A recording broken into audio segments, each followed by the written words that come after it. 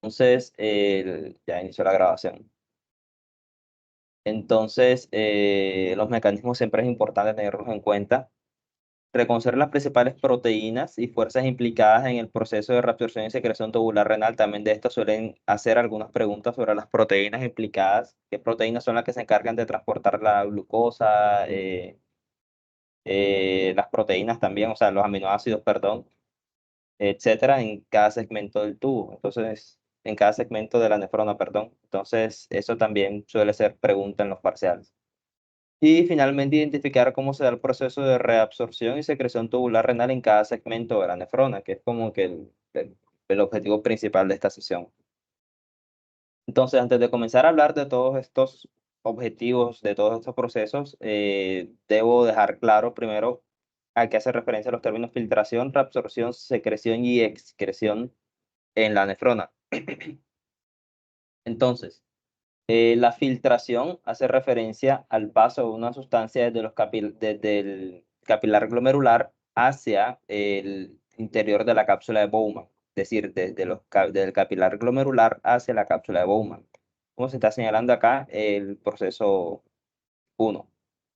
Luego, el paso 2, o más bien el proceso 2, que es la reabsorción, es el paso desde la nefrona hacia los capilares peritubulares. Entonces, eso se va a llamar reabsorción, el paso desde la nefrona hacia los capilares peritubulares, siendo que también la excreción es el proceso opuesto. Entonces, la secreción es el paso desde los capilares peritubulares hacia la nefrona.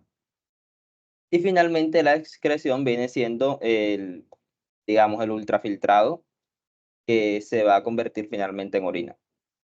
¿Quedó claro eso? ¿Tienen alguna pregunta? Por cierto, si no entienden algo, una cosa, o sea, abran el micrófono y me dicen, no hay problema.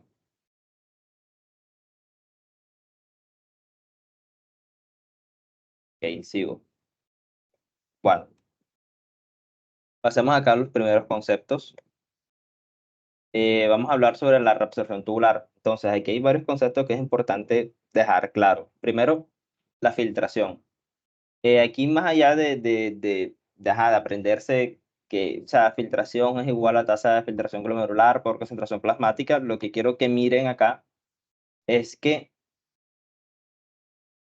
hagan una relación. Entonces, la filtración va a depender de dos cosas, de la tasa de filtración glomerular y de la concentración plasmática de una sustancia, es decir, de qué tan funcional estén mis riñones y también de qué tanta concentración de esa sustancia haya en la sangre.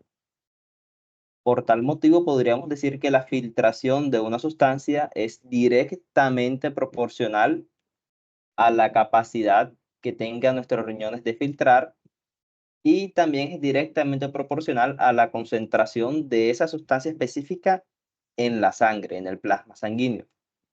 Entonces, partiendo de ahí, nosotros podríamos inferir que entre más concentrada esté una sustancia en la sangre, más filtración va a haber de esa sustancia. O podríamos también inferir que entre menos funcionales estén nuestros riñones, menos filtración va a haber. Entonces, eso es como que lo importante que quiero que saquen de esta ecuación que está acá, porque eso nos permite sacar, nos permite decir si es digamos, un proceso es directa o inversamente proporcional a otro. Sobre la excreción urinaria, es un cálculo sencillo. Entonces, la excreción urinaria va a ser igual a la filtración glomerular menos la reabsorción más la secreción. Es principalmente como, o sea, la excreción urinaria va a ser igual a lo que pasa de los capilares glomerulares hacia la cápsula de Bowman más lo que se secreta menos lo que se reabsorbe. En resumen, es eso. Y aquí, pues en la parte derecha tenemos unos ejemplos. Entonces, si la concentración de glucosa en plasma es 1 gramo por litro, la cantidad de glucosa filtrada en cada día es aproximadamente 180 litros por día. Entonces, aquí más o menos tenemos como que un cálculo de la filtración.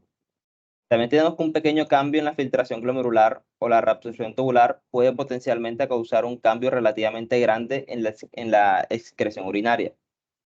La excreción urinaria por así decirlo, maneja volúmenes muy bajos en comparación con lo que realmente se filtra y con lo que realmente se secreta y se reabsorbe. En la filtración, la secreción y la reabsorción se manejan volúmenes muy grandes, mientras que la excreción urinaria son volúmenes muy pequeños. Entonces, cualquier cambio, por mínimo que sea, en estas tres variables, puede afectar considerablemente la excreción urinaria. Y la filtración glomerular es poco selectiva, es decir, cuando una sustancia pasa de aquí a acá, o sea, que pasa de los capilares glomerulares hacia la cápsula de Bowman, tenemos que es un proceso que es muy poco selectivo. Ahí solamente el filtro como tal se va a hacer por la carga que tenga la sustancia y por el tamaño que tenga la sustancia. Punto. O sea, no se diga más, ahí no hay otro filtro muy importante en ese paso.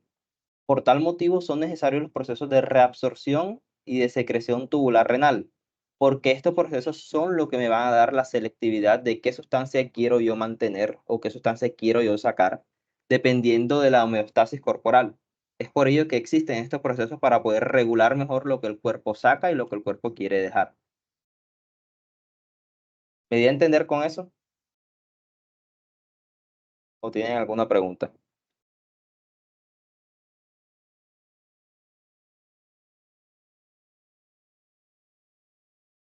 Ok, listo. En esta tablita que tenemos acá, podemos ver que hay sustancias. eh, Bueno, les explico la tablita. En la parte de acá tenemos la sustancia, tenemos la cantidad filtrada, la cantidad reabsorbida y la cantidad excretada. Y finalmente el porcentaje de carga filtrada que se reabsorbe. Entonces tenemos que hay sustancias que se reabsorben completamente, bueno, completamente en estado fisiológico, como viene siendo la glucosa. Y tenemos que hay sustancias que no se reabsorben para nada, como viene siendo la creatinina.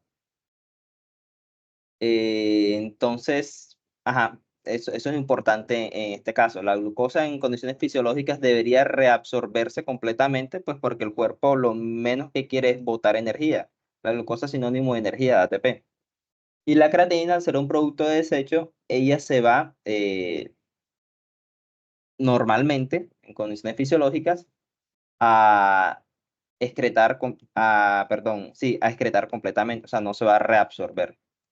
Con la creatinina hay algo curioso que, pues, yo creo que en Guyton no está, creo, pero es que la creatinina, eh, ella se filtra completamente, pero hay un 20% de la creatinina excretada que se secreta, es decir, que pasa de los capilares peritubulares hacia hacia la nefrona. Entonces, cuando nosotros hacemos una medición de 24 horas de creatinina, a veces uno se lo manda a los pacientes como para tener una estimación más certera de la tasa de filtración glomerular del paciente. Tenemos que esa medición de creatinina en 24 horas me puede sobreestimar la tasa de filtración glomerular hasta en un 20%, por ese mismo hecho. Por el mismo hecho de que la creatinina se secreta, es decir, pasa de los capilares peritubulares hacia la nefrona en un 20%. Es como que algo clínico ahí a tener en cuenta. Bueno, pasando a los mecanismos de la reabsorción tubular renal, eh, tenemos que los transportes pueden ser paracelular o transcelular. Cuando tenemos un transporte, bueno, independientemente de ser un transporte transcelular o paracelular, tenemos que la sustancia debe pasar como que varios compartimentos, varios lugares. ¿Cuáles son esos lugares? Primero la sustancia se va a encontrar en la luz tubular. Esto que tenemos acá es el lumen o luz tubular. Entonces la sustancia que está aquí, para llegar acá, tiene que pasar todo esto que se encuentra acá. ¿Y cuáles son esas cosas? La membrana del epitelio, es decir, tiene que pasar esto que está acá. Aquí generalmente van a estar ubicados algunos transportadores. Luego va a tener que pasar la membrana opuesta, que es la que está acá, para luego llegar a este espacio que está acá, que es el líquido intersticial. Luego que está acá en el líquido intersticial, debe pasar la membrana del capilar peritubular, que es esta que está acá, para finalmente poder llegar a la sangre. Entonces, no es como que la sustancia simplemente pasa a la célula y ya, no. La sustancia debe ingresar a la célula, luego que está dentro de la célula, por la membrana vasolateral, debe permitir la salida y luego finalmente deben haber ciertas condiciones en el líquido intersticial que permitan que el capilar peritubular me reabsorba esa sustancia. Entonces, el proceso no es simplemente, pues está en la luz y sale, o sea, tiene que pasar varios pasos o varias fuerzas. Entonces, los capilares peritubulares tienen una fuerza intrínseca de reabsorción. eh, Eso es importante tener en cuenta. Ellos de por sí van a estar aptos para poder reabsorber las sustancias. Sin embargo, eso no significa que toda sustancia que llegue acá al intersticio va a ser reabsorbida automáticamente. No, o sea, la concentración también acá en el intersticio debe permitir que se dé este proceso. Y finalmente tenemos que hay transportes activos y transportes pasivos. Entonces vamos a hablar primero sobre el transporte activo. En los transportes activos tenemos tres tipos principalmente: el primario, el secundario y la pinocitosis. Entonces, el transporte activo primario está acoplado directamente a una fuente de energía que casi siempre es la hidrólisis del ATP. Un ejemplo de ello es la bomba sodio-potasio ATPasa. La bomba sodio-potasio ATPasa se va a encargar de sacar 3 iones sodio y meter 2 iones potasio en cada ciclo. Entonces, la bomba sodio-potasio ATPasa, al usar ATP directamente, digamos, al realizar la hidrólisis del ATP, va a ser un transporte activo primario porque va a gastar ella la energía directamente. Por el contrario, el transporte activo secundario está acoplado a una fuente de energía indirecta, como el gradiente de iones. Entonces, el transporte activo secundario, a pesar de que no usa ATP directamente, va a depender de otra proteína que sí use el ATP directamente. Bueno, ahorita les hago el ejemplo cuando lleguemos a la parte de glucosa sobre el transporte activo secundario, pero esta como tal es la definición. Entonces, no usa ATP directamente, pero va a depender de una proteína, como por ejemplo la bomba sodio-potasio ATPasa, que sí me usa el ATP directamente. Y finalmente tenemos la pinocitosis, que es cuando una proteína es literalmente abrazada por la célula y la lleva a su interior. Esto se hace principalmente con moléculas grandes como las proteínas. Entonces, la pinocitosis como que, bueno, no tiene mucho que explicar. La cuestión acá está en estas dos, el transporte activo secundario, que a veces es un poquitico pues, complicado de comprender. Sin embargo, y ahorita les doy el ejemplo con la glucosa. Entonces, del transporte activo tenemos que hay ciertas características. O sea, el transporte activo en general hay ciertas características. ¿Cuáles son? Que va a mover los solutos en contra de su gradiente electroquímico, por lo que va a requerir energía del metabolismo. Todas estas que están acá usan directa o indirectamente energía del metabolismo. El agua siempre se va a reabsorber por un mecanismo físico que es pasivo, que se conoce como ósmosis, que es el paso de una sustancia, de una molécula a través de una membrana semipermeable. Entonces, en el transporte activo secundario, dos o más sustancias se ponen en contacto con determinada proteína de la membrana y atraviesan juntas la membrana. Esto se acompaña pues de lo que viene siendo esto que le venías comentando del gradiente electroquímico. Entonces, por acá creo que está así, acá más o menos, se ve como una sustancia, en este caso la glucosa, se acompaña de otra que viene siendo el sodio para atravesar juntas la membrana. Entonces, ese viene siendo un ejemplo de transporte activo secundario. Y se dice que una sustancia tiene un transporte activo cuando al menos uno de los pasos contiene un transporte activo primario o secundario, aunque hayan otros pasos que sean pasivos. Y generalmente el transporte activo secundario a menudo me va a implicar el acompañamiento del sodio, que es como que el ion que más se va a mover, que más se va a reabsorber por ahí en los túbulos renales. Entonces, pregunto, ¿tienen alguna duda con esto que he comentado ahora? ¿O todo Una claro? pregunta, ¿Sí? ¿por qué se reabsorbe el 50% de la urea? Esto lo vamos a ver más adelante, cuando estemos pasando acá al... Yo creo que tengo una diapositiva de transporte de urea. Ah, bueno, Aquí, gracias. listo. Eh, ok, ¿alguna otra pregunta por ahí?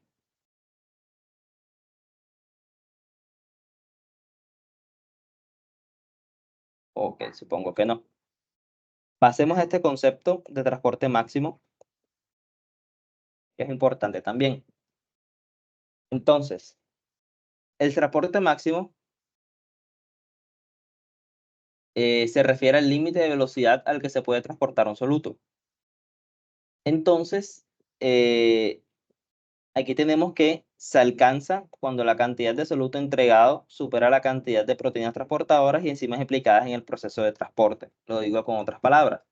El transporte máximo hace referencia a digamos, a la saturación de la capacidad de las proteínas para transportar determinadas sustancias.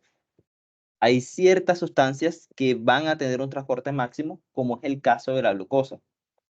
Entonces, cuando la sangre le entrega a los riñones cantidades exorbitantes o cantidades grandes de glucosa, va a llegar un punto que las proteínas encargadas del transporte de la glucosa no van a dar abasto, no van a ser capaces de reabsorber toda esa glucosa y por tanto se comienza a botar o a excretar esa glucosa. Lo explico acá con este gráfico para que lo entiendan un poco mejor. Entonces, el transporte máximo de la glucosa en el túbulo es de 375 miligramos por minuto. Y la carga normal de glucosa filtrada es de 125 miligramos por mililitro aproximadamente. O sea, esto es lo que en condiciones fisiológicas, en condiciones, pues sí, más o menos fisiológicas, como que el promedio es lo que pasa. En promedio es lo que, en promedio eso es lo que llega de glucosa a los riñones. Entonces, aquí tenemos la filtración en rojo y tenemos la reabsorción en azul y tenemos la excreción en verde. Entonces, como ven acá, bueno, antes de seguir, en el eje de las X tenemos la concentración de glucosa plasmática, en el eje de las Y tenemos la carga de glucosa filtrada. Entonces, para una concentración de glucosa en el plasma de 100 y para una carga filtrada de glucosa de 100, tenemos que la excreción y que la reabsorción y el filtrado van a ser los mismos, es decir, toda la cantidad de glucosa que se filtra se va a reabsorber y nada se va a excretar porque la excreción está en cero todavía. Cuando comenzamos a tocar los 200, cuando estamos acá en 200 más o menos, sigue siendo lo mismo que en 100. Pero cuando llegamos aproximadamente a 250, tenemos que comienza a aparecer glucosa en la orina. ¿Por qué? Porque las proteínas que se van a encargar de la reabsorción se van a comenzar a saturar. El filtrado va a seguir aumentando exponencialmente, es decir, el filtrado al no depender de proteínas, sino al depender de fuerzas, de gradientes electroquímicos y demás, va a seguir exponencialmente. O sea, si esto no se llega a 10.000, un ejemplo, o sea, no llega hasta allá, pero poniendo el ejemplo, esto por acá también va a llegar a 10.000. Entonces la curva va a seguir subiendo. Pero la reabsorción se va a comenzar a declinar o va a comenzar a tomar una curva en el punto de 250, llegando a su punto máximo acá en 375, que es más o menos por aquí. 375 miligramos por minuto es la capacidad de reabsorción máxima de glucosa. Entonces, en este punto, cuando llegamos a 375, comienza a aumentar también exponencialmente lo que viene siendo la excreción de glucosa. Y por tanto, comienza a aparecer glucosa en la orina del paciente, o digamos, comienza a aparecer la glucosuria. ¿Quedó claro eso o tienen alguna pregunta?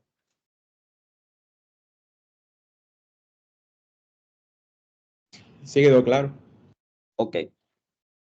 Acá hay como o sea, el hecho de que no comience, más bien de que haya esta curva y que no sea literalmente como esto acá, como una curva recta, perdón, como una línea recta, obedece a que algunas nefronas alcanzan su saturación más o menos en 250. mientras que otras, el punto máximo de saturación es 375. Entonces, mientras unas nefronas ya se encuentran saturadas a 250 y comienzan a dejar pasar glucosa, otras trabajan a 250 bien, trabajan a 300 bien, pero ninguna nefrona va a trabajar a 375 ya bien, o más bien con una cifra mayor a 375, y por tanto todas las nefronas por encima de 375 van a dejar pasar glucosa. Entonces a eso se debe la curvita que está acá en la gráfica. En resumen, se debe a que no todas las nefronas tienen el mismo umbral. Hay una mano levantada por ahí. Sí. Una pregunta, ¿las que primero se saturan son las corticales o son las justas glomerulares? Justas medulares, perdón. No, no depende de la ubicación. Eso no depende de la ubicación. Depende de la capacidad individual de cada nefrona. Ok. Listo. Ahí sí hay una diferencia entre las nefronas que están ubicadas más corticales con unas que están ubicadas más hacia la médula, pero no es en el caso de la glucosa, es en el caso del sodio, que ahí sí pues va a depender bastante, o más bien va a ser muy importante eso. Bueno, siguiendo por acá, tenemos el concepto de transporte máximo. Sí, perdón, seguimos con el concepto de transporte máximo, que ampliando este concepto tenemos que algunas sustancias que se transportan de forma activa o pasiva no van a presentar eh, transporte máximo, no van a ser dependientes de un transporte máximo. Esto se debe a que la intensidad de su transporte va a depender principalmente de un gradiente electroquímico, de la permeabilidad y del tiempo que permanece en el túbulo.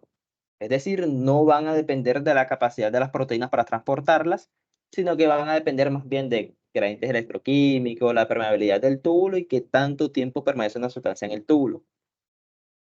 Entonces, las sustancias que se transportan de forma pasiva no muestran un transporte máximo y su velocidad depende de los factores comentados anteriormente, es decir, estos tres que están acá. Y esto se lo va a denominar transporte gradiente tiempo. ¿Por qué se denomina transporte gradiente tiempo? Porque entre mayor sea su concentración y entre mayor tiempo permanezca en el túbulo, más se van a reabsorber. La reabsorción del sodio en el túbulo proximal es un caso de gradiente tiempo. Entonces, aquí tenemos el caso del sodio, aquí está el sodio. Sodio, sí, aquí está el sodio. Entonces, la capacidad de reabsorción de sodio va a depender de qué tanto tiempo permanezca en el túbulo, en la luz tubular, en un segmento del túbulo más bien, y qué tan alta sea su concentración en el túbulo.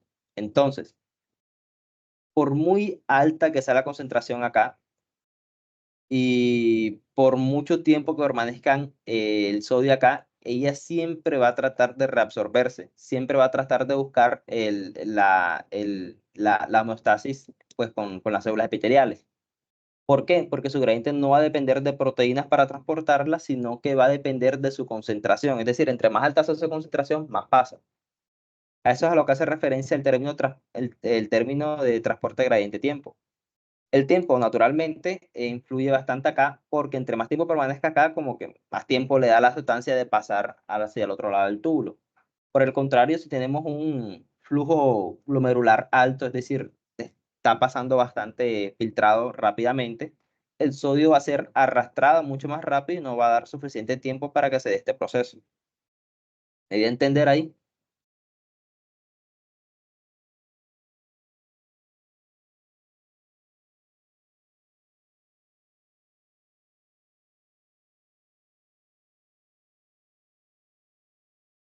Ok, sigo. Eh, bueno, la intensidad de la bomba sodio-potasio TPasa es mucho mayor que la intensidad neta de reabsorción. Y cuanto mayor sea la concentración de sodio en los túbulos proximales, cuanto más lento sea el flujo de líquido tubular, más sodio se reabsorbe. Eso fue lo que le comenté anteriormente. El transporte de sodio acá, para explicárselo un poquitico, el transporte de sodio acá va a depender principalmente de la bomba sodio-potasio TPasa que está acá. Si se dan cuenta, la bomba sodio potasio TPasa no se va a encontrar, por lo menos en este pedazo del túbulo que estamos hablando acá en el túbulo proximal, no se va a encontrar acá en la membrana luminal, sino que se va a encontrar en la membrana basal y en la membrana lateral, que en conjunto se conoce como membrana vasolateral. Como les comenté anteriormente, la bomba sodio-potasio TPasa tiene como función sacar sodio y meter potasio, es decir, sacar sodio de la célula y meter potasio dentro de la célula. Si yo saco el sodio de dentro de la célula, la concentración de sodio acá va a ser baja. ¿Qué es lo que va a tratar de hacer de hacer el sodio que está acá en la luz tubular? Pasar hacia adentro de la célula para tratar como de mantener la homeostasis dentro de la célula. Pero apenas el sodio llega dentro de la célula, la bomba sodio-potasio TPasa lo va a sacar y luego se va a dar el proceso de reabsorción hacia los capilares peritubulares.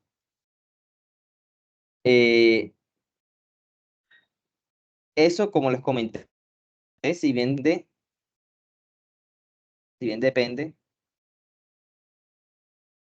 era esta diapositiva, si bien depende de la bomba sodio-potasio TPasa, tenemos que la intensidad de esta bomba es mucho mayor que la intensidad neta de reabsorción. Es decir, por mucho sodio que le llegue a la bomba sodio-potasio, por mucho sodio que llegue acá, la bomba sodio-potasio TPasa siempre va a tener mucha más fuerza, más bien, siempre va a estar sacando mucho más sodio. Entonces, pues por eso es que, dada la intensidad de esta bomba, nunca se va a alcanzar un transporte máximo de sodio en esta parte de la nefrona y por este método. ¿Ahora sí quedó claro o tienen alguna pregunta?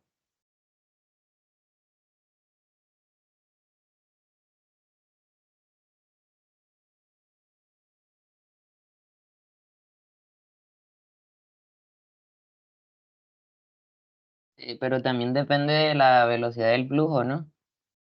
Sí, claro, también depende de la velocidad del flujo. Como les comenté, los principales determinantes vienen siendo el gradiente de concentración acá y el tiempo que permanezca acá en el túbulo. Todo esto ayudado por la bomba sodio-potasio TPasa.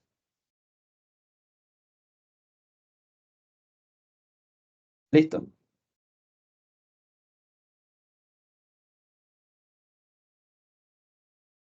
Ok, sigo. Bueno, ahora sí, comencemos a hablar de la bomba sodio-potasio TPasa, luego el transporte activo de glucosa y demás. Les comento un poco el orden. Se me olvidó comentar, bueno, más bien lo comenté al principio, pero no todos estaban acá adentro. Esta primera parte se va a tratar como que de cosas generales y demás, pero va a llegar un punto en el que vamos a revisar qué pasa en cada segmento de la nefrona. Entonces, pues como que para que tengan eso en mente y no vayan a pensar que lo que estoy diciendo de acá va a pasar, más bien lo que estoy diciendo de acá, digamos, en el transporte activo de glucosa, el bomba de TPasa, va a pasar en toda la nefrona porque no es así. O sea, ya cuando lleguemos a este punto vamos a especificar qué pasa en cada segmento de la nefrona. Bueno, la bomba sodio-potasio TPasa.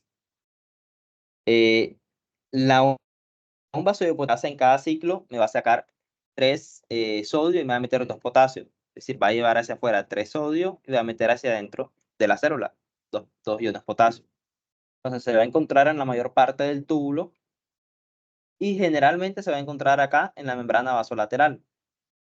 Esta bomba va a tener la función de crear una concentración intracelular de sodio baja y de potasio alta. Eso me va a ayudar en distintos procesos. Me va a ayudar en el caso, pues, que yo quiera reabsorber sodio, o en el caso, pues, que yo quiera sacar potasio de dentro de la célula. Eso me va a colaborar principalmente, pues, en el equilibrio hidroelectrolítico. De hecho, en la porción ascendente del asa de Henle va a ver como, o sea, esto se va a ver esto se va a volver muy importante más bien, y lo vamos a volver a tocar allá.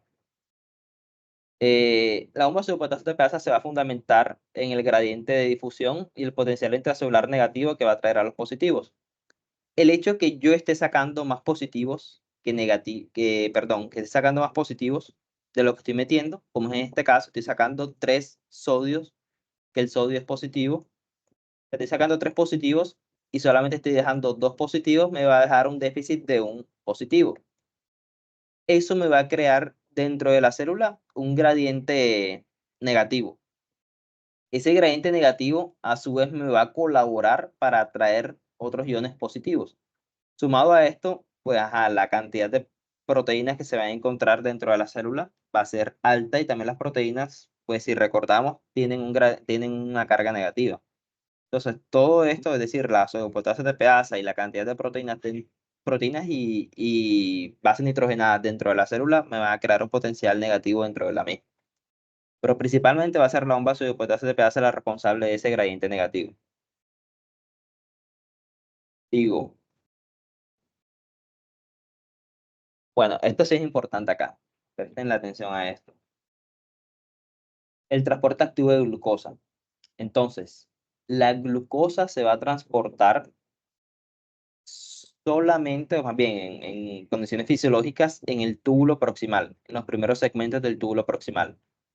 El transporte activo de glucosa sí o sí va a estar ligado al transporte de sodio. Eso es importante tenerlo en cuenta. Y el transporte activo, perdón, de glucosa está ligado al sodio. Entonces, tenemos que hay transportadores para la glucosa y el nombre de estos transportadores van a depender de dónde se encuentren. Entonces, los transportadores SGLT se van a encontrar en la membrana luminal, mientras que los transportadores GLUT se van a encontrar en la membrana vasolateral. Repito, SGLT en la membrana luminal y GLUT en la membrana vasolateral. Dependiendo de en qué segmento de la nefrona nos encontremos, dependiendo de en qué segmento del túbulo proximal, me corrijo ahí, dependiendo de qué segmento del túbulo proximal nos encontremos,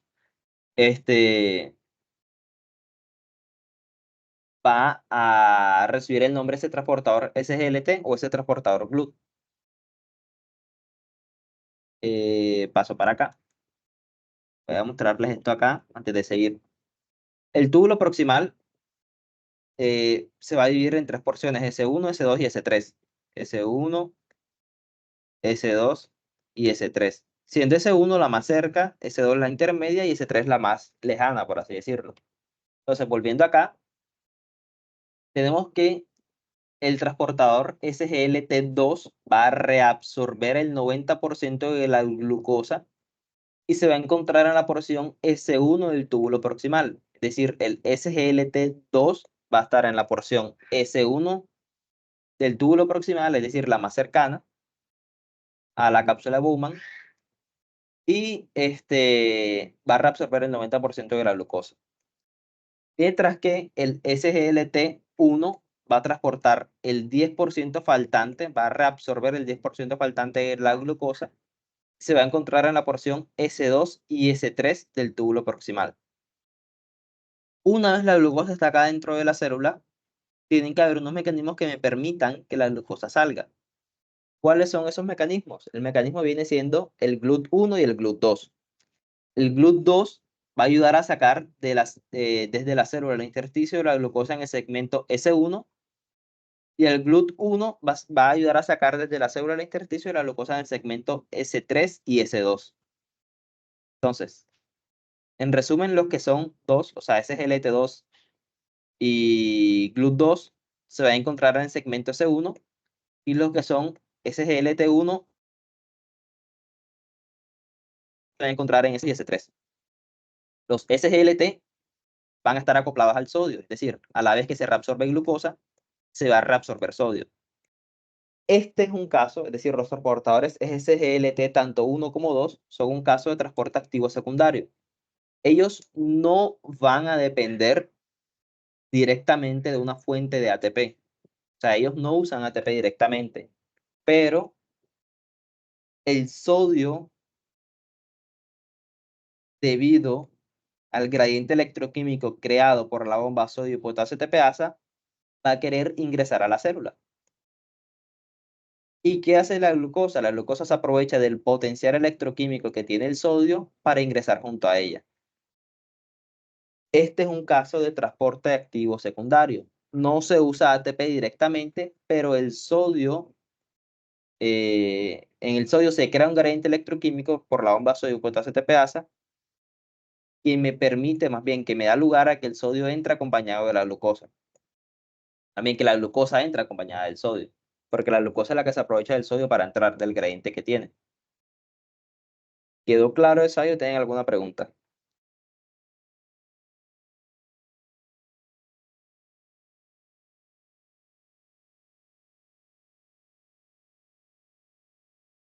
Esto es importante. Entonces, si no les queda claro esto, díganme para aclararlo, porque esto es fijo pregunta del parcial.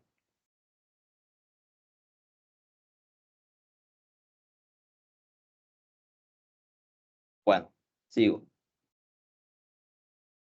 Como dije anteriormente, no usa directamente ATP, pero depende indirectamente de la bomba sodio-potasio ATPasa en la membrana vasolateral, que fue lo que les comenté acá pues, anteriormente. Pasando acá, tenemos a la secreción activa de iones de hidrógeno. Este mecanismo específico se va a dar en el túbulo proximal. No es que el hidrógeno solamente se reabsorba en el túbulo proximal, no. O sea, el hidrógeno me va a colaborar en lo que viene siendo el equilibrio ácido-base. Por tal motivo, en segmentos más distales de la nefrona también va a haber un componente de secreción y de reabsorción de iones de hidrógeno. Pero este que voy a comentar se da en el túbulo proximal. Entonces, acá, en este caso, tenemos que es un contratransporte que está acoplado a la reabsorción de sodio. Entonces, el sodio va a tratar de ingresar a la célula por el gradiente electroquímico creado por la bomba sodio-potasio ATPasa acá, y una vez el sodio entra, el hidrógeno sale. Entonces, es un contratransporte de iones sodio-hidrógeno. Y eso es mediado por una proteína específica que se llama el intercambiador sodio-hidrógeno, que se va a encontrar en el borde en cepillo de la membrana luminal. ¿Quedó claro eso? Si no queda claro, díganme para, digamos, decirlo de otra manera o buscar la mejor forma de explicarlo. Pero una pregunta. Claro. Entonces, si hay una secreción activa, también podría haber una secreción pasiva de otra sustancia. O ¿En qué todas las sentido? secreciones, ¿En todas qué las sentido? secreciones son activas. No necesariamente. No todas las secreciones son activas. Porque en este caso específico se está valiendo de la fuerza del sodio para poder salir hacia la luz tubular. Pero van a haber casos o hay sustancias que no siguen esto, que simplemente siguen gradientes de difusión, que no van a depender de una proteína que va a usar directamente el ATP, como viene siendo la bomba sodio-potasio ATPasa, que creo que acá adelante hay uno, difusión pasiva, que es el caso del cloro y de la urea, parte de la urea. No, Listo. gracias. Listo.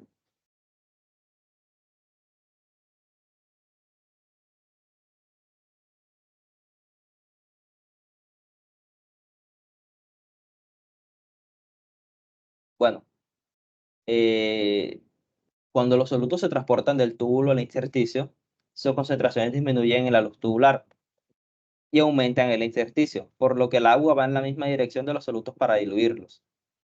Y esto se denomina proceso de arrastre del disolvente. Esto es importante. Que una sustancia sale, especialmente el sodio, cuando una sustancia sale desde la luz tubular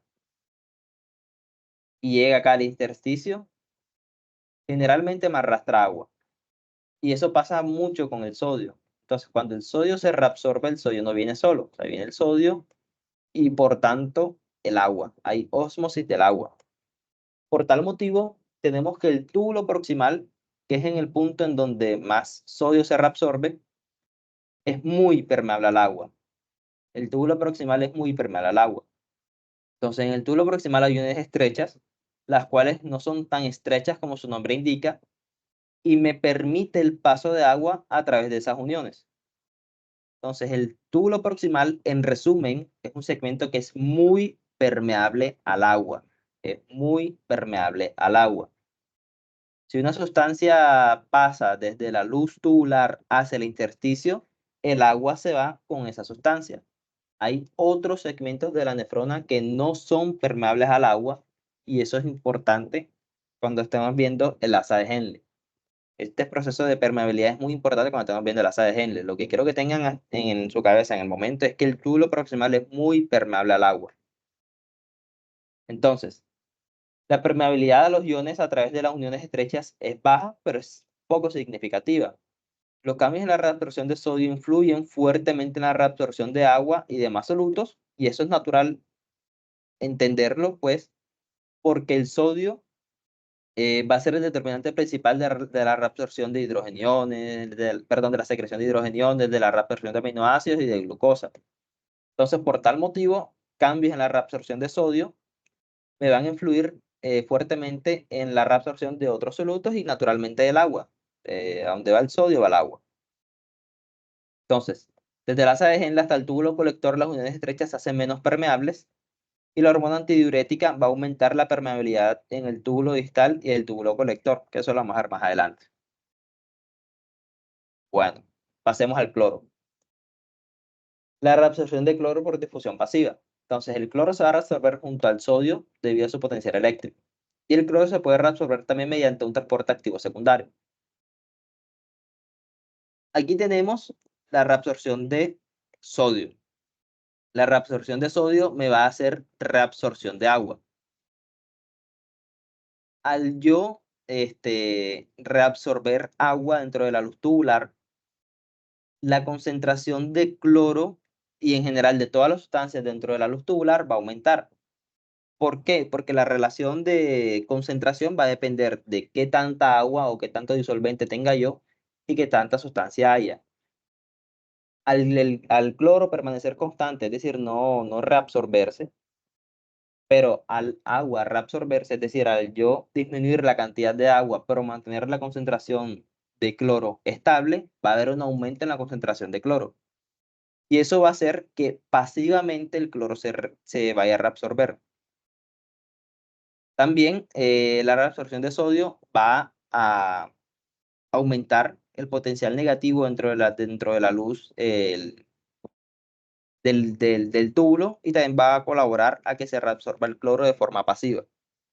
Entonces, la reabsorción de cloro debido a, al aumento en la concentración y al aumento del potencial negativo dentro de la luz del túbulo, va a ser un ejemplo de transporte, perdón, de difusión pasiva. Lo mismo pasa con la urea. Lo mismo pasa con la urea. Solamente que, no, para trabajar con la urea vamos a terminar el cloro. Disculpen ahí. Entonces, el transporte de iones sodio fuera del túbulo deja este mismo con una carga negativa con respecto al líquido intersticial, por lo que los iones cloro difunden pasivamente. El cloro generalmente va a difundir paracelularmente y el transporte activo y secundario más importante del cloro es el cotransportador cloro-sodio en la membrana luminal. La reabsorción de urea por difusión pasiva va a ser similar, solamente que no va a estar, digamos, acoplada al potencial electroquímico, sino que solamente va a estar asociado a la disminución de la concentración de agua. Entonces, al disminuir la concentración de agua disolvente y al permanecer la urea estable o al permanecer la cantidad de urea dentro del túbulo sin alteraciones, va a haber un aumento en la concentración de la misma y por tanto van a comenzar a haber fuerzas que me permitan la reabsorción de la urea. Entonces, el 90% del nitrógeno desecho se va a, valga la redundancia, desechar como urea. Cuando se reabsorbe sodio, se reabsorbe también agua, lo que provoca que aumente la concentración intraluminal de la urea, lo que crea un gradiente electroquímico que favorece la reabsorción de urea. En el conducto colector de la médula interna hay transportadores específicos de la urea que facilitan la difusión pasiva. Esto lo vamos a tocar cuando estemos hablando pues, más adelante del túbulo colector y demás, o sea, las partes finales de la, del túbulo, sí, perdón, de la nefrona. Y finalmente el 50% de la urea filtrada se reabsorbe y el otro 50% se va a secretar. Eso lo vamos a aclarar también cuando estemos en las partes finales de la presentación. Hasta el momento, ¿tienen alguna pregunta, alguna duda? Ya vamos a pasar pues, a la parte de reabsorción y secreción a lo largo de la nefrona.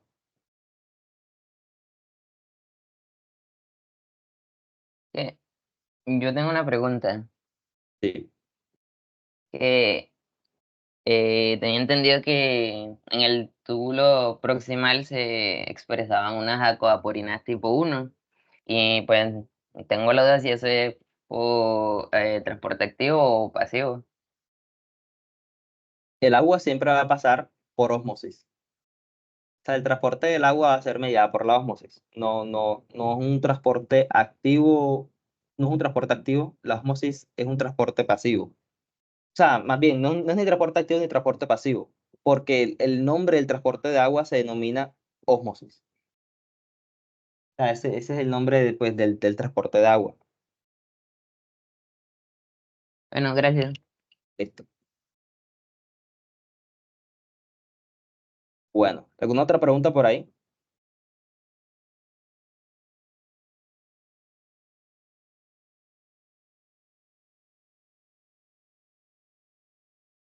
Listo. Sigo con la reabsorción y secreción a lo largo de la nefrona. Entonces, vamos a comenzar con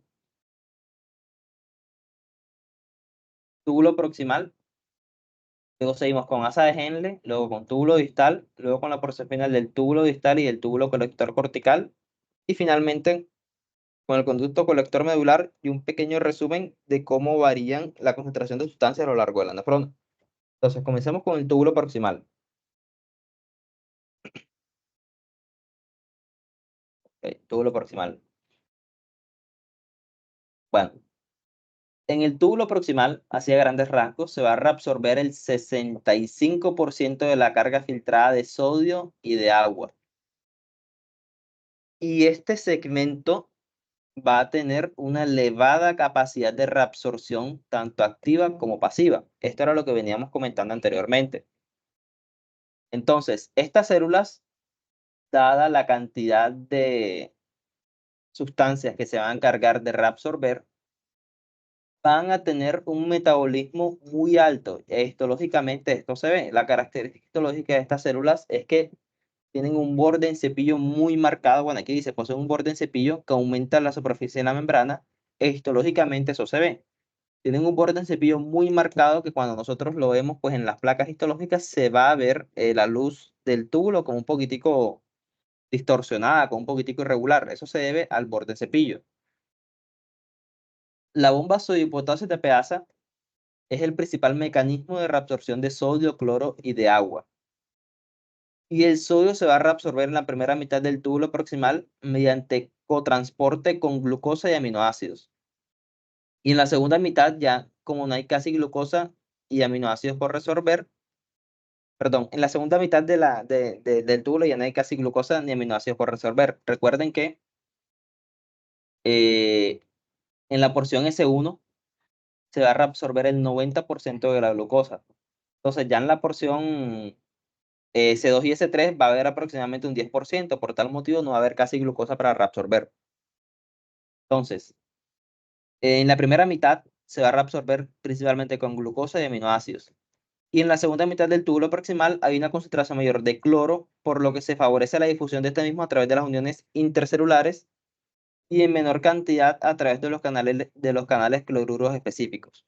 Entonces, en la primera mitad del túbulo, el sodio se va a reabsorber principalmente en compañía de glucosa y aminoácidos. Y en la segunda mitad ya se va a echar mano pues, de lo que viene siendo el cloruro. En algunos casos por canales cloro específicos y en otros casos pues por difusión paracelular del cloro. ¿Quedó claro eso ahí o tienen alguna pregunta?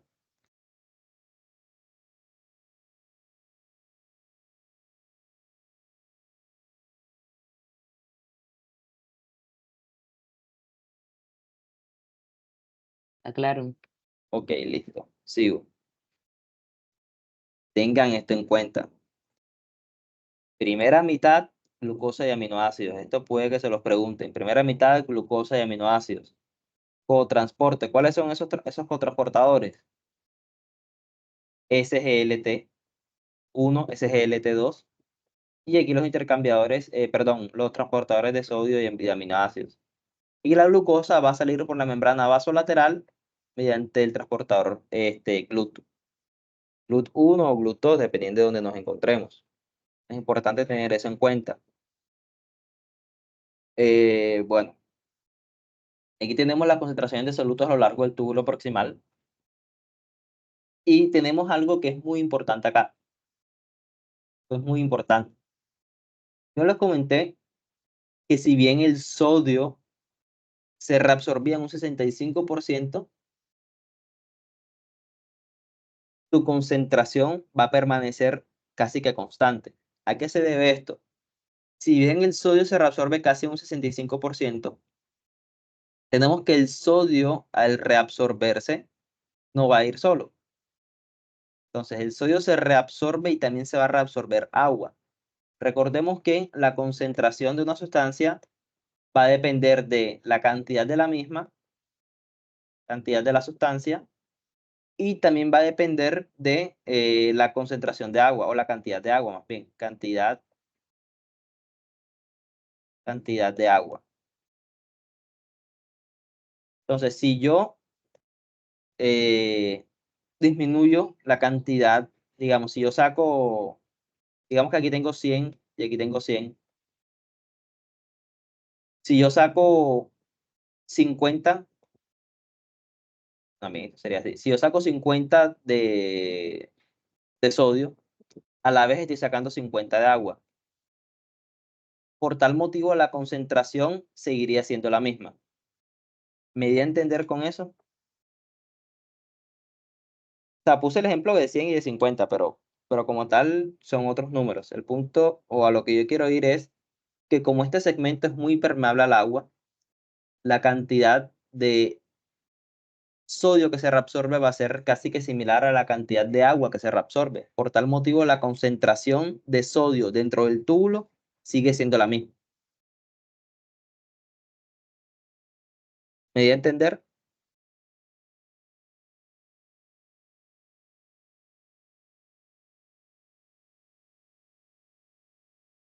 Sí.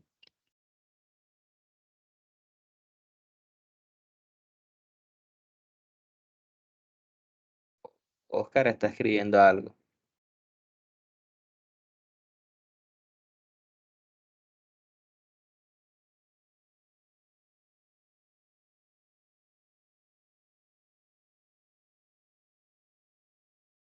Ok, ya repito.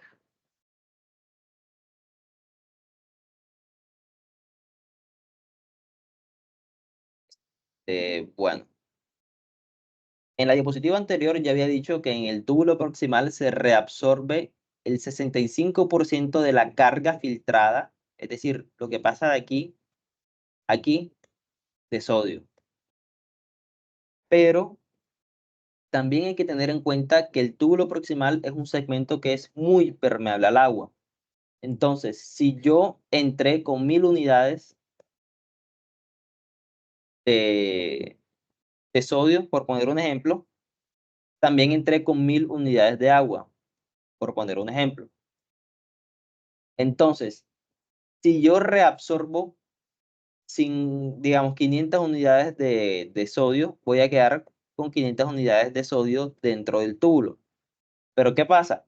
Que el sodio se va a reabsorber junto al agua, es un segmento que es muy permeable. Entonces, si yo saco sodio de aquí para acá, también el agua se me va a ir de aquí para acá. Por tal motivo, por cada unidad de sodio que saque, voy a estar sacando también unidades de agua y va a ser una cantidad equivalente. Entonces, la concentración va a seguir siendo la misma. En este caso, 1000 entre 1000 es 1 y aquí 500 entre 500 es 1. La concentración va a seguir siendo la misma, aunque la cantidad de sustancia que haya dentro del túbulo sea distinta. A eso es a lo que hace referencia la concentración. Y es en este punto donde se me había olvidado decir eso, es en este punto donde uno a veces se confunde en el parcial, porque en el parcial te pueden preguntar por concentración y por cantidad. Son dos cosas distintas. Si, digamos, te pueden plantear la pregunta de dos formas distintas, como que un falso o verdadero. Falso o verdadero puede ser la concentración de sodio en el túbulo proximal disminuye con respecto a, o sea, disminuye, la concentración de sodio en el túbulo proximal disminuye. La respuesta sería falsa, porque la concentración sigue siendo la misma. Pero le pueden plantear la pregunta de la cantidad de sodio en el túbulo proximal disminuye. La respuesta sería verdadero porque ese sodio se está reabsorbiendo, a pesar de que la concentración siga siendo la misma. ¿Me di a entender o no me di a entender ahora sí?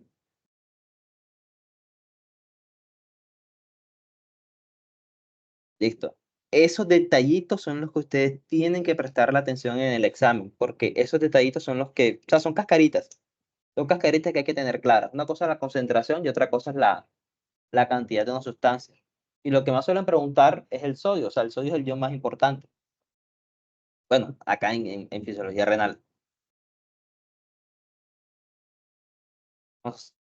Seguimos con el enunciado.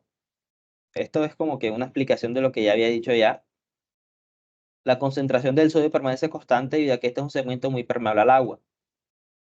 Lo que viene siendo la glucosa y los aminoácidos sí van a disminuir sustancialmente su concentración. En ellos pues sí va a disminuir tanto su concentración como su cantidad. ¿Por qué? Porque o sea, el cuerpo en general, con lo que viene siendo glucosa y aminoácidos, ve en la glucosa energía y en los aminoácidos sustrato para para el anabolismo, o sea, para la formación de sustancias.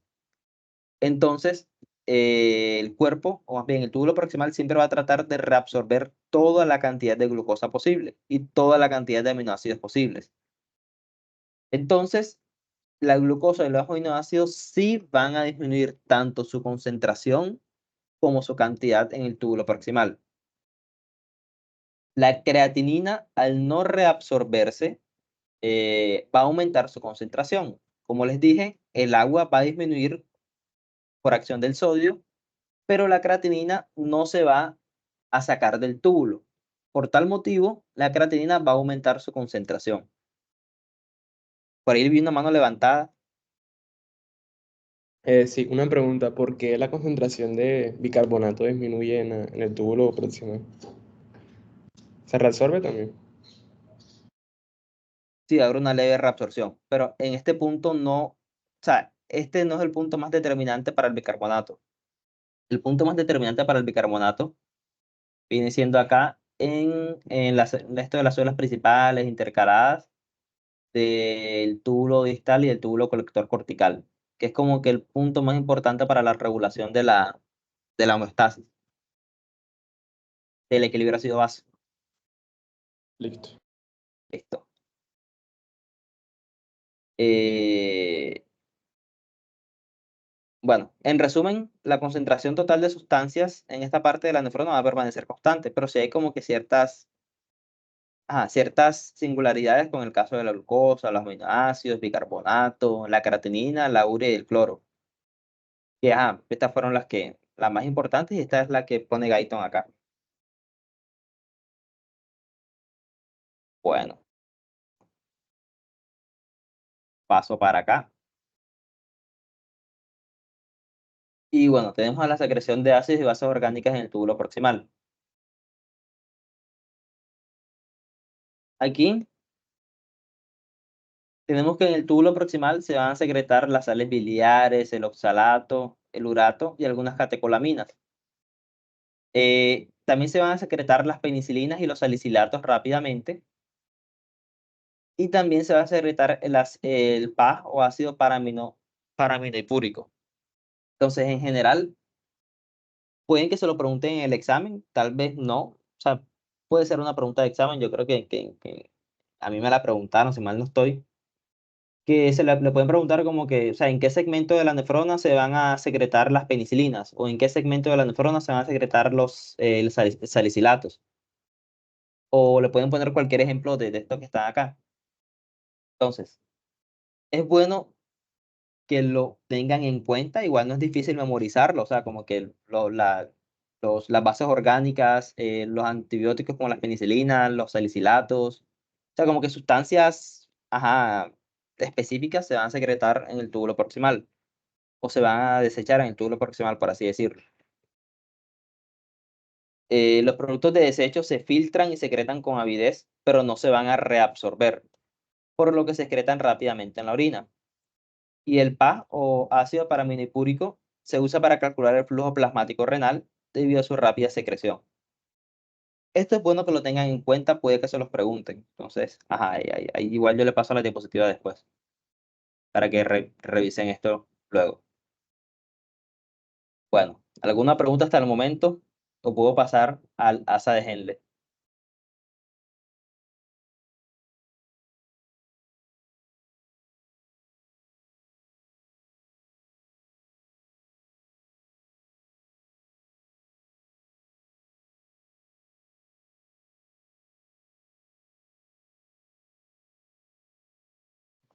No, no hay preguntas. Listo, por ahí vi que Oscar estaba escribiendo algo.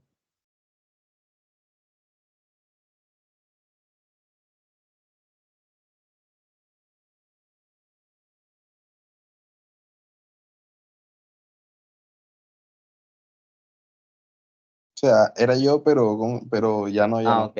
Ah, listo, dale. Había visto el nombre. Bueno, sigo. Asa de Henle. Bueno, aquí es donde a veces uno se confunde, como que, ajá, un poquitico complicado, pero se van a dar cuenta que a ciencia cierta no es tan difícil. Y si lo logran entender, si logran entender este punto, van a entender muchísimo de de la fisiología renal. Entonces, el transporte de solutos y agua en el asa de Henle. Entonces, tenemos que el asa de Henle va a constar del segmento descendente fino, ascendente fino y ascendente grueso. Entonces, esto acá es túbulo proximal, túbulo contorneado proximal, túbulo recto proximal, y vamos a tener en el asa de Henle un segmento descendente fino, ascendente fino y ascendente grueso. ¿Vamos bien hasta ahí?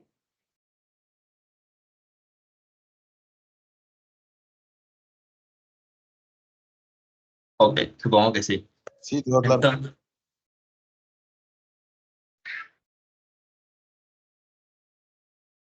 sin querer desconectar los audífonos, no sé si me están escuchando. Sí, sí se escucha. Ok, listo. Bueno, el 20% del agua filtrada se va a reabsorber en el asa de Henle y el 25% del sodio, cloro y potasio filtrado se reabsorbe en el asa de Henle, especialmente en la porción gruesa. En esta porción gruesa digamos, se van a dar como que unas estocadas medio finales, lo que vienen siendo iones distintos al sodio, como vienen siendo el cloro y el potasio. Entonces, en ese punto más bien, se va a jugar un poco con la homeostasis del potasio y del cloro. Entonces, el segmento ascendente fino tiene capacidad de reabsorción mucho menor que el segmento grueso y el segmento descendente fino no reabsorbe cantidades significativas de soluto. Entonces, pasemos acá a los enunciados que están acá al lado derecho. Los segmentos descendentes finos y ascendente fino poseen membranas epiteliales finas y no tienen borde en cepillo, por lo que su actividad metabólica va a ser muy baja. La actividad metabólica de la porción ascendente gruesa es muy alta, si diré en esta porción acá, que les dije que es como donde se dan las tocadas finales a ciertos iones, va a ser muy alta. Y ahí van a haber unos transportadores importantes que vamos a ver más ahorita. Y también la porción descendente fina es muy permeable al agua y parcialmente a los iones. Esto es importante. Perdón, estas dos cositas acá son importantes. Primero vamos con esta dos y después vamos con la que está abajo. Entonces, la porción descendente fina es muy permeable al agua. Es decir, permite que el agua salga, permite que el agua salga. Pero es parcialmente permeable a los iones, por lo que los iones se van a quedar dentro del intersticio. Perdón, se van a quedar dentro del tubo. Mientras que la porción ascendente fina y gruesa van a ser casi impermeables al agua. Entonces, en la rama ascendente, el líquido que está dentro de los túbulos se va a diluir, mientras que en la porción descendente se va a concentrar.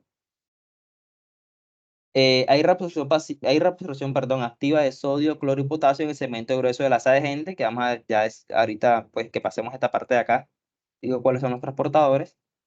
Y también se va a reabsorber en la porción ascendente gruesa el calcio, bicarbonato y magnesio.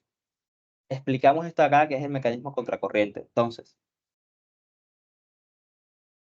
el primer enunciado que había dicho acá es que en la porción descendente fina va a ser muy permeable al agua y parcialmente a los iones. Entonces, en la porción descendente fina, que es esta que está acá, el agua va a salir como si nada, mientras que la concentración de iones va a permanecer más o menos constante. Entonces, en 300 acá estamos viendo la osmolaridad y la osmolaridad que está pues en la parte de, o sea, la osmolaridad en la luz tubular con respecto a la osmolaridad en el intersticio. Entonces, ¿qué pasa?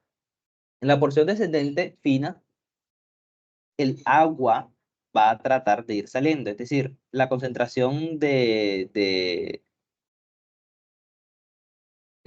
solutos que está acá en el intersticio va a ser muy alta. Por tal motivo, a medida que vamos bajando, el agua que está dentro del tubo va a tratar de ir saliendo para diluir la alta cantidad de soluto que se va a encontrar dentro, perdón, que se va a encontrar acá fuera del intersticio. Y por tal motivo, la osmolaridad o la concentración, perdón, la concentración de las sustancias dentro del tubo va a ir aumentando. Acá se va a concentrar el filtrado que se va a encontrar dentro del tubo. Cuando ya comenzamos a ascender, tenemos que aquí este segmento se va a volver muy impermeable al agua. Si este segmento se vuelve muy impermeable al agua, significa que no me va a permitir, o más bien me va a impedir que el agua salga. Y aquí en las paredes del túbulo, en las paredes del túbulo, tanto la porción descendente como la porción descendente fina como, perdón, en la porción ascendente fina como ascendente gruesa, van a haber unas proteínas en la pared del túbulo que me van a mantener una concentración, un diferencial de concentración de iones de 200 entre la parte que está dentro del túbulo y la parte que está fuera del túbulo. Es decir, la concentración de sustancias dentro de la luz tubular y la concentración de sustancias dentro del intersticio. Por tal motivo, vemos acá que aquí hay 550 y que aquí hay 750. Es decir, esta parte que está acá está un poco menos concentrada con respecto al intersticio. ¿Pero por qué es? Porque el agua que está acá dentro del túbulo no se está sacando, no permite que salga. O sea, la pared del túbulo no permite que esa agua salga. Pero las proteínas, perdón, proteínas no, las sustancias que están dentro del túbulo sí van a salir mediante esos canales específicos que yo comenté acá. Les pregunto si eso quedó claro, porque ese es el mecanismo corriente. La principal función de la porción descendente es concentrar el líquido, mientras que la porción ascendente es diluirlo. ¿Quedó claro eso ahí o no quedó claro?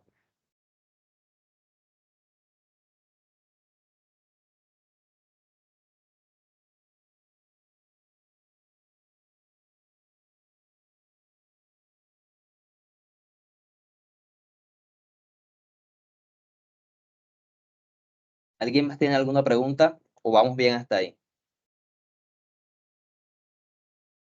Bueno, supongo que no, así que sigo. Entonces, ese es el mecanismo contracorriente, ya saben, 350, chas, chas, chas. Y esta parte que está acá me va a ir sacando, me va a sacar los iones y demás que se van a encontrar dentro del túbulo, y eso pues me va a permitir también que aumente la concentración en el intersticio de sustancias. En fin, pasando acá al transporte de solutos y agua en el asa de Henle, vamos a hablar ahora sí específicamente de las proteínas que se van a encontrar por ahí. Entonces, nos vamos a encontrar con la bomba sodio-potasio tepeasa, el cotransportador 1 sodio, 2 cloro, 1 potasio, los diuréticos y el cotransportador sodio-hidrógeno. Entonces, la bomba sodio-potasio tepeasa es importante para la reabsorción de solutos en la porción ascendente gruesa y la vamos a encontrar en la membrana vasolateral. Recuerden, bomba sodio-potasio tepeasa en la membrana vasolateral, o sea, en la parte de atrás de la célula. Tenemos que es el principal mediador del transporte de sodio en la membrana. Perdón, tenemos que el principal mediador de transporte de sodio en la membrana luminal es el cotransportador 1 sodio, 2 cloro, 1 potasio, que es este que está acá. Entonces, 1 sodio, 2 cloro, 1 potasio. Es el principal mediador de transporte de sodio en la membrana luminal. Este es un ejemplo de transporte activo secundario. Ejemplo de transporte activo secundario. ¿Por qué? Porque el sodio va a ingresar a la célula por la fuerza que le genera la bomba sodio-potasio tepeasa. ¿Qué es lo que dice acá? El cotransportador 1 sodio, 2 cloro, 1 potasio no usa ATP, pero se va a valer de la energía del sodio. Entonces, los diuréticos de asa, que vienen siendo la furosemida, el ácido etacrínico y la bumetanida, van a actuar a nivel de la porción ascendente gruesa del asa de Henle, inhibiendo este cotransportador 1 sodio, 2 cloro, 1 potasio. Los diuréticos de asa, al ser diuréticos como tal, su función o su objetivo farmacológico es hacer que el paciente orine más. Si yo estoy dejando sodio dentro del túbulo, eso significa que el agua no va a salir del túbulo. Por tal motivo, al yo dejar el sodio dentro del túbulo, el paciente va a orinar más. ¿Qué pasa?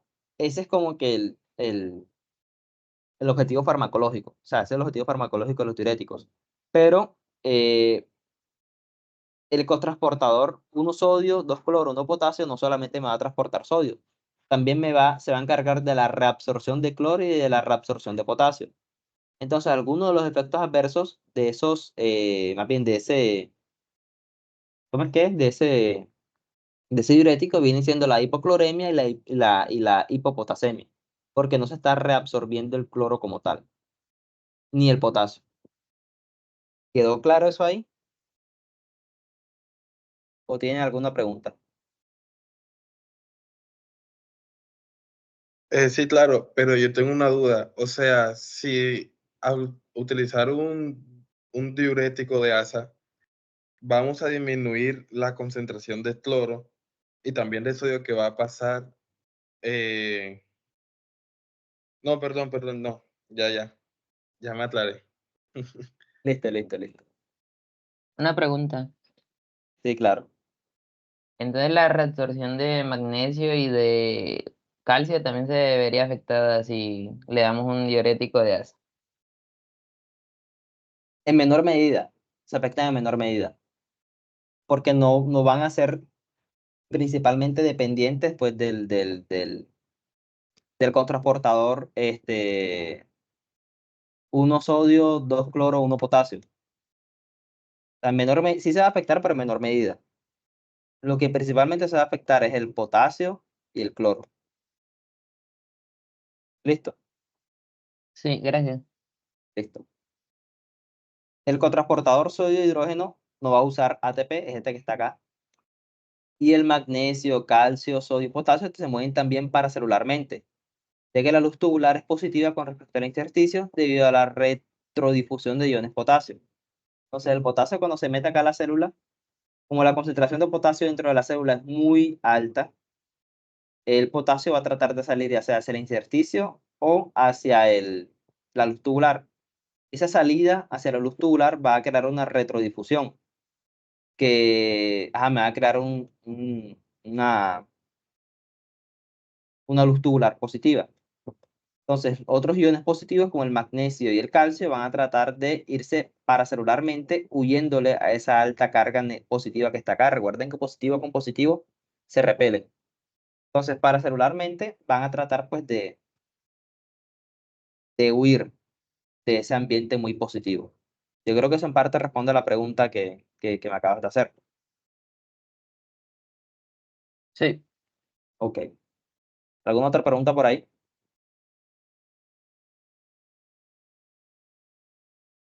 Listo, supongo que no.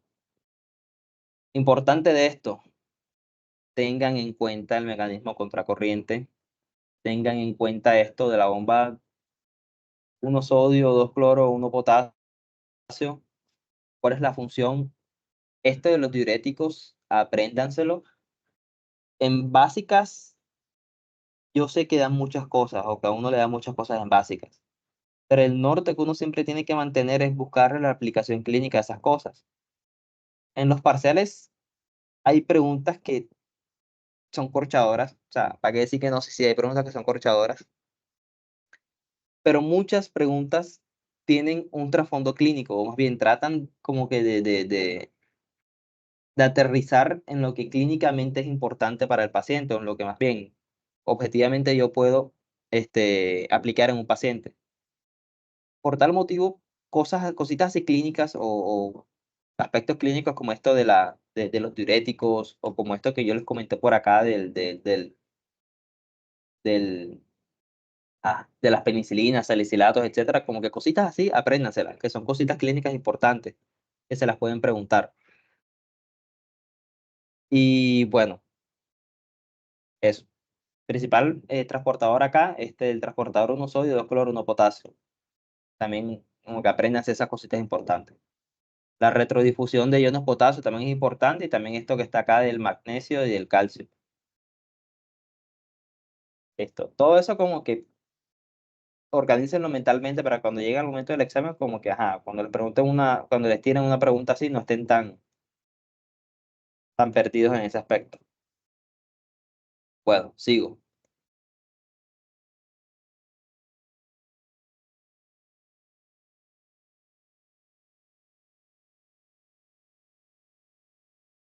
Se me quita la barra de tareas de acá abajo. Ya. Bueno, estamos acá en porción final del túbulo distal y del túbulo colector cortical. Bueno, vemos que están compuestas por las células principales y las células intercaladas. Entonces, las células principales reabsorben sodio y agua de la luz y secretan iones potasio a la luz. Mientras que las células intercaladas tipo A reabsorben iones potasio y secretan iones hidrógeno a la luz tubular. Ok. Pasemos ahora a definir cada tipo de células, o sea, las principales y las intercaladas. Estamos en porción final del túbulo distal y el túbulo colector cortical. Entonces, las células principales, es importante destacar acá la bomba sodio-potasio TPasa y los diuréticos ahorradores de potasio. Entonces, la reabsorción de sodio y secreción de potasio por las células principales, la reabsorción de sodio y secreción de potasio por las células principales depende de la actividad de la bomba sodio-potasio TPasa en la membrana luminal, perdón, en la membrana vasolateral. Esta es la membrana vasolateral. Por tal motivo, la reabsorción de sodio y la secreción de potasio va a depender de esta bomba que está acá. Las células principales son el primer lugar de acción de los diuréticos ahorradores de potasio, como la espironolactona, esplerenona, la amilorida y el triptereno.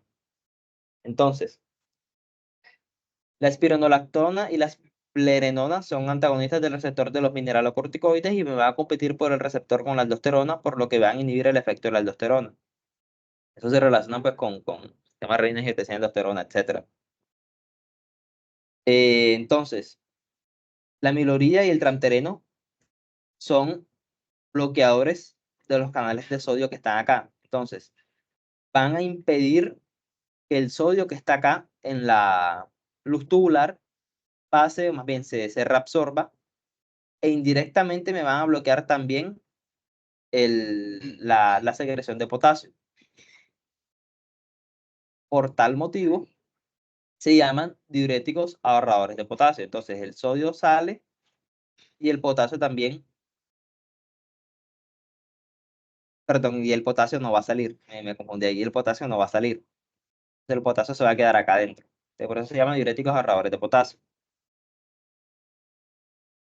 En el caso acá de la, en el caso acá de la espironolactona y la esplerenona, son antagonistas del receptor de mineralocorticoides y me van a competir con el receptor de aldosterona por acá y me van a inhibir el efecto que está acá. O sea, principalmente me va a provocar un efecto muy similar al que está acá.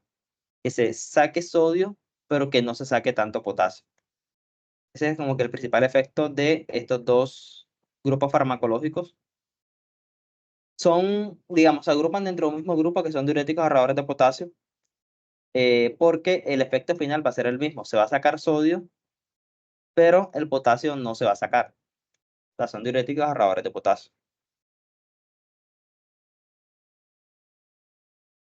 Esto es lo que había dicho, la amiloría y el transferrino son bloqueadores de los canales de sodio en la membrana luminal. Entonces, como que su mecanismo de acción. Bueno, pasando a las células intercaladas, tenemos que hay dos tipos. Las células intercaladas tipo A y las células intercaladas tipo B. Entonces, las células intercaladas van a secretar o reabsorber iones hidrógeno, bicarbonato y potasio. Entonces, iones hidrógeno, bicarbonato y potasio. Aquí está el potasio. Entonces, son importantes o son sumamente importantes en la regulación ácido-base. Perdón. Van a constituir el 30-40% de las células presentes en los túbulos, los conductos colectores, y tenemos que hay tipo A y tipo B. Entonces, las células intercaladas tipo A, las tipo A, van a secretar iones hidrógeno a la luz usando los transportadores hidrógeno ATPasa y el hidrógeno potasio ATPasa. Entonces, las intercaladas tipo A se van a encargar de secretar iones a la luz, iones hidrógenos a la luz, valiéndose de el hidrógeno ATPasa, que es este que está acá, y el hidrógeno potasio ATPasa, que es este que está acá. Entonces, esto que tenemos acá es una célula intercalada tipo A. El hidrógeno en las tipo A se genera gracias a la acción de la anhidrasa carbónica a partir del agua y el dióxido de carbono. Aquí está la anhidrasa carbónica. La anhidrasa carbónica usa como sustrato CO2 y agua para producir bicarbonato e hidrogeniones. Una vez, bueno, aquí está. Las tipo A se encargan de reabsorber bicarbonato en la acidosis. Entonces, una vez se produce los hidrogeniones y el bicarbonato, ¿qué pasa? Los hidrogeniones se sacan hacia la luz tubular, mientras que el bicarbonato se mete hacia la célula. Importante tener en cuenta en la regulación ácido-base que el pH es un logaritmo inverso de la concentración de hidrogeniones. Entonces, en la acidosis, los hidrogeniones y el CO2 son sustancias que me producen acidosis, son sustancias ácidas. Entonces, si yo tengo una acidosis, el cuerpo lo que quiere hacer es sacar los hidrogeniones. Entonces, las células intercaladas tipo A me van a actuar en la acidosis al tratar de sacarme los hidrogeniones. Y de paso me producen bicarbonato, que el bicarbonato es un buffer, es una base, o sea, es una base, ¿sí? Pero me funciona como un buffer, como un amortiguador. Y eso me permite aplacar un poco lo que viene siendo el estado acidótico del paciente. Por el contrario, cuando tenemos una alcalosis, esto que ocurre acá va a ser exactamente lo opuesto, exactamente lo opuesto. Entonces, el transportador hidrógeno ATPasa va a estar no en la membrana luminal, sino en la membrana vasolateral, y el cotransportador hidrógeno potasio ATPasa se va a encontrar también en la membrana vasolateral, mientras que el transportador de bicarbonato cloro se va a encontrar en la membrana luminal. Entonces, en las células intercaladas tipo B se va a encargar de secretar bicarbonato a la luz, a la vez que reabsorben hidrógeno en la alcalosis. Entonces, lo mismo, CO2 más agua, el agua se saca de donde sea, el CO2 pues, de la respiración y demás. Se coge acá la anhidrasa carbónica, se forma bicarbonato más agua, bicarbonato más hidrogeniones. Y como estamos en un estado de alcalosis, es decir, tenemos pocos hidrogeniones en sangre o en el plasma, nosotros lo que vamos a querer hacer es retener hidrogeniones para tratar de compensar un poco esa falta de hidrogeniones. Mientras que el bicarbonato, al ser una sustancia que me produce alcalosis, al ser una base, se trata de excretar o se trata de sacar. ¿Quedó claro eso ahí o tienen alguna pregunta con respecto a las células intercaladas tipo A y las células intercaladas tipo B? Sí, ¿por qué las tipo A secretan cloro al lumen? Aquí está la respuesta.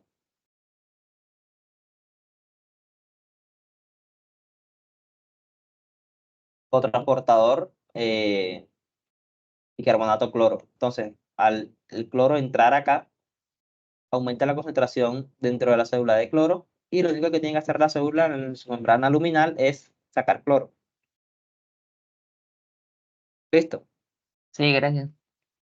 Listo. Y lo opuesto pasa en las tipo B. Lo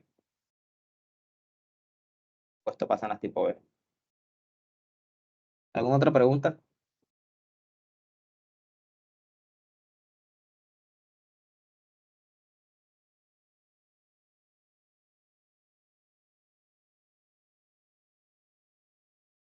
Ok, supongo que no. Sigo. Finalmente llegamos acá al conducto colector medular. En el conducto colector medular tenemos la acción del ADH, el papel de la urea y el papel del hidrógeno. Entonces, la permeabilidad del agua está controlada por la hormona antidiurética. Entonces, cuando la ADH es alta, el agua se reabsorbe ávidamente y cuando es baja no se reabsorbe. Entonces, cuando tenemos una hormona antidiurética, como su nombre lo dice, antidiurética, no se van a expresar acuaporinas. Por el contrario, cuando la antidiurética es baja, se van a expresar unas acuaporinas que me van a permitir, eh, creo que lo dije al revés. Entonces, cuando la ADH es alta, el agua se reabsorbe ávidamente y por tal motivo no se saca, o sea, no se orina.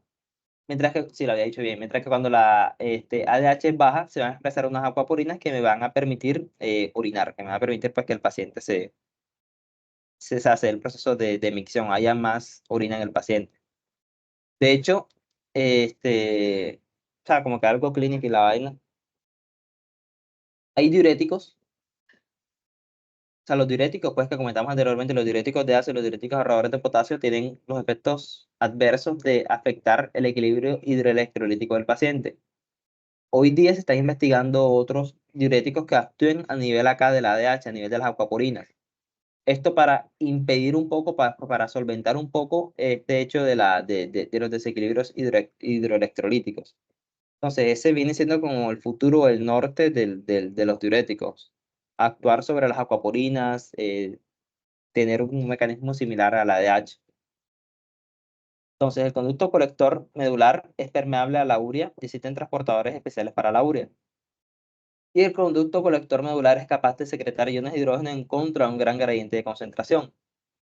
Entonces, acá se puede secretar iones de hidrógeno a la luz, se puede sacar bicarbonato, se puede sacar urea, dependiendo pues del efecto del ADH, se va a orinar o se va a reabsorber el agua.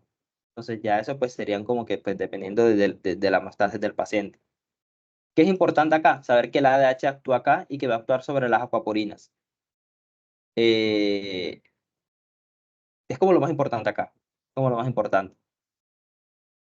Y finalmente, la concentración de iones y sustancias a lo largo de los segmentos. Entonces, El hecho de que un soluto se concentre o no está determinado por el grado de reabsorción del soluto versus el grado de reabsorción de agua, que fue lo que les comenté pues, al principio, cuando estábamos mirando la otra gráfica que es similar a esta, pero que es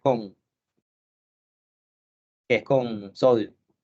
Y la inulina refleja los cambios en la concentración del líquido tubular. La inulina es la sustancia perfecta para medir los cambios en la concentración tubular porque es una sustancia que se filtra, pero que no se reabsorbe ni se secreta. Yo les comenté que un 20% de la creatinina se secreta, pero la inulina sí no sufre cambios una vez se filtra. Entonces, la inulina me va a reflejar directamente la concentración en el líquido tubular. Aquí está. Y pues, ajá, aquí como que queda el resumen. Cosas importantes acá. Mirar que la glucosa y los aminoácidos, glucosa, aminoácidos y proteínas en general, en la porción del túbulo proximal van a desaparecer. Su concentración va a disminuir hacia cero, o sea, se va a reabsorber todo. La creatinina, la inulina y el ácido paraminipúrico, como son sustancias que no se van a reabsorber a medida que vaya aumentando su flujo en el túbulo, va a aumentar su concentración. Y lo que viene siendo el cloro, potasio y sodio van a ser digamos, van a tener muchas variaciones. Y acá en el asa de Henle van a tener un aumento en su concentración, pero luego van a tener una dilución muy grande. Y ya luego va a aumentar un poquito su concentración porque van a haber procesos de reabsorción de agua, etc. Entonces, ya eso sería todo. ¿Tienen alguna pregunta No, de todo quedó claro, gracias.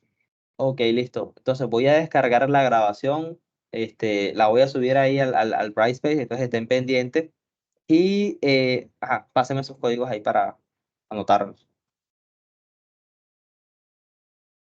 Arte grabar. Mierda. En algún momento.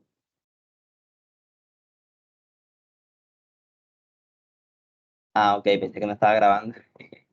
Grabación.